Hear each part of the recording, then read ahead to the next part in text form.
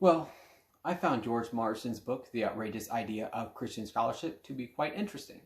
It delved into a topic that I didn't really know was an issue, which is Christian scholarship in mainstream academia. And I felt like he responded to the criticisms very well. He laid out his arguments persuasively, as well as responding to the criticisms against his ideas, which makes a lot of sense when he mentions that this book is actually a response to criticism from a book he wrote a few years before. I especially enjoyed him using the academic logic of including ideas based on scholarship, merit, research, data gathering, etc. as a reason to include the Christian perspective. If that idea is scholarly, has a solid empirical basis or research basis, then it should be included regardless of the perspective that is being presented or that it comes from. So I thought that was a very clever argument, and in my opinion, the best one of the entire book, although there are many other good ones as well.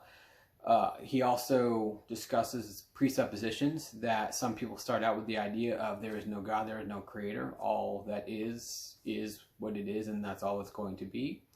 And so that presupposition dictates the research that is done, whereas a different presupposition will dictate the same research with just a different perspective on the meaning of the results.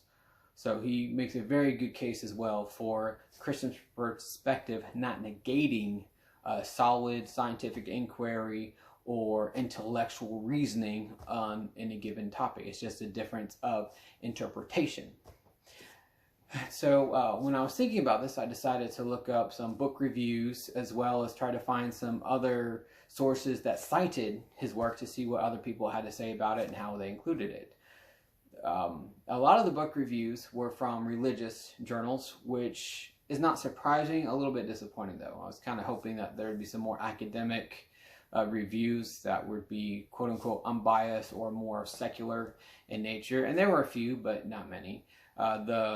The most scathing one was from a New York Times review that basically said that he uses anecdotes to back up his thesis, that he doesn't really make a real point, which I found to be completely absurd, number one, because he uses a lot of main points. He uses anecdotes to supplement his points, but not to make them, as well as the fact that this New York Times review just did a lot of quotes of the book and then put their own opinion in about 2 sentences.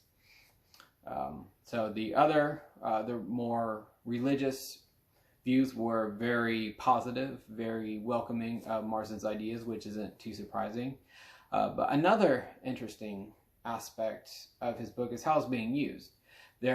Since his publication, there have been a lot of other books about Christian scholarship, everything from denominations to Christian education, all kinds of different implementations of a Christian worldview in scholarship in whatever field. And lastly, there are 2 articles that were very interesting.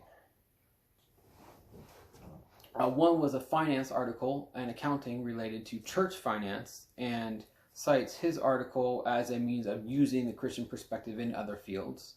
And another was about teaching English in Canada to immigrants, using a Christian worldview as a means of connecting with those immigrating to Canada.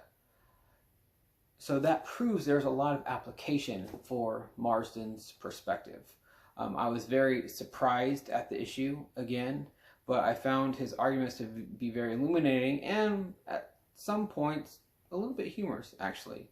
Another one of my favorite parts of the book is when he talks about atheists being some of the foremost researchers in Puritan writing and theology, just because that's what they were interested in, that's what they did. So they didn't have a Christian worldview that guided them, but they were exploring the Christian worldview from a historical standpoint, but they weren't afraid to incorporate it into their conclusions and into their publications.